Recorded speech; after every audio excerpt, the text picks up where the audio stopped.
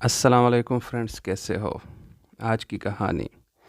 سہیل اور سعدیہ بہن بھائی تھے۔ سہیل 9ویں جماعت میں تھا اور سعدیہ 11ویں میں پڑھتی تھی۔ سہیل خوابوں کی دنیا میں رہنے والا لڑکا تھا، جبکہ سعدیہ بہت سمجھدار لڑکی تھی، سست مزاج۔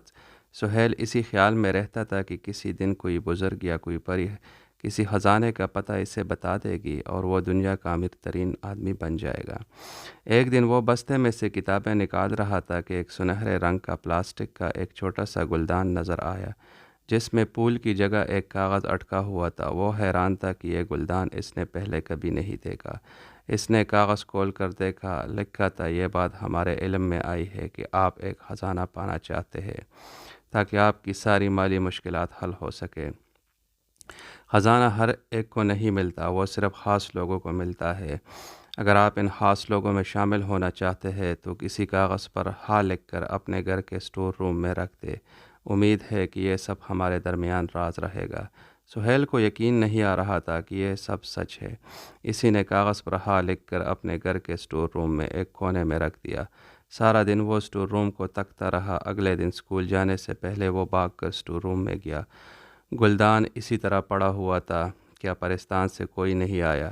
اسی نے مایوسی سے پوچھا اور آگے بڑھ کر سنہرا گلدان اٹھا لیا۔ اسی میں کاغذ اسی طرح تہہ کیا ہوا رکھا تھا۔ اسی نے کاغذ نکالا اور کھول کر دیکھا۔ اگلے ہی لمحے وہ خوشی سے اچھل پڑا۔ یہ کل والا کاغذ نہیں تھا، یہ دوسرا کاغذ تھا جس پر دوسرا پیغام لکھا ہوا تھا۔ ہاں لکھنے کا مطلب ہے کہ آپ خاص لوگوں میں شامل ہونا چاہتے ہیں، مگر عام سے مختلف ہونے کے لیے کچھ شرائط پورا کرنا ضروری ہے۔ کیا آپ تیار ہیں ان شرائط کو ماننے کے لیے؟ ہاں یا نہیں؟ اسی کاغذ پر لکھ کر گلدان اسی جگہ پر رکھیے۔ سہیل نے جلدی سے جیب سے قلم نکال کر ہاں لکھ کر کاغذ کو تہہ کیا اور گلدان اسی جگہ پر رکھ دیا۔ سارا دن وہ انہی خیالوں میں ڈوبا رہا۔ اگلے دن وہ پھر بھاگ کر اس کمرے میں گیا۔ اس دفعہ پرستان سے بھیجے گئے خط نے سہیل کو حیران کر دیا تھا۔ خط میں لکھا تھا کہ اگر وہ خاص لوگوں میں شامل ہونا چاہتا ہے تو پہلی یہ شرط تھی کہ اسے محنت کرنا ہوگی، پڑھائی میں دل لگانا ہوگا۔ اگر اس نے ایک خاص حد سے زیادہ نمبر نہ لیے اور سارے نصاب کو دل و دماغ میں نہ بٹھایا تو پرستان سے اسے رابطہ کرنا بند کر دے گا اور یوں اسے خزانہ نہیں مل پائے گا۔ سہیل شش و پنج میں پڑھ گیا تھا۔ اسے پہلے ہی پڑھنا اچھا نہیں لگتا تھا اور اب پرستان نے پڑھائی میں محنت کرنے کی شرط رکھ دی تھی۔ اگر بات صرف زیادہ نمبر لینے کی ہوتی تو وہ رٹھا لگا کر ڈھیر سارے نمبر لا سکتا تھا، مگر پرستان نے صاف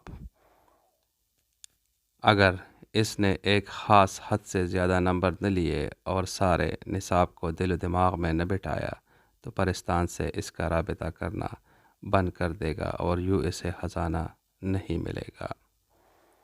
سہیل شش و پنج میں پڑھ گیا تھا۔ اسے پہلے ہی پڑھنا اچھا نہیں لگتا تھا اور اب پرستان نے پڑھائی میں محنت کرنے کی شرط رکھی تھی۔ اگر بات صرف زیادہ نمبر لینے کی ہوتی تو وہ رٹھا لگا کر ڈھیر سارے نمبر لا سکتا تھا، مگر پرستان نے صاف طور پر لکھا تھا کہ صرف نمبر نہیں حاصل کرنے بلکہ دل دماغ سے سمجھنا بھی ہے، یعنی علم کو صحیح معنوں میں حاصل کرنے کی بھی ضرورت ہے۔ سارا دن سہیل اس بات پر سوچتا رہا۔ اس نے سوچا، کہانی اب سٹارٹ ہے دوستو، غور سے سننے کے لیے شکریہ۔ کہ پرستان سے حاصل ہونے والا خزانہ خاص لوگوں کو ملتا ہے اور وہ کوئی معمولی خزانہ نہیں ہو سکتا، اور نہ خزانہ حاصل کرنے والے لوگ معمولی ہو سکتے تھے۔ اگر وہ دل لگا کر پڑھائی کرے تو نہ صرف اسے خزانہ ملے گا بلکہ وہ پڑھائی سے فائدہ بھی حاصل کرے گا۔ اس رات سہیل نے اسی کاغذ پر ہاں لکھا۔ اب سہیل نے پڑھائی میں محنت کرنی شروع کی، مگر وہ تو محنت کرنے کا عادی ہی نہیں تھا۔ اس کا سارا دن پڑھائی میں گزر جاتا۔ کبھی کبھار تو وہ اپنے معمول سے تنگ آ جاتا کیونکہ اس نے کبھی اتنے ذوق و شوق سے نہیں پڑھا تھا۔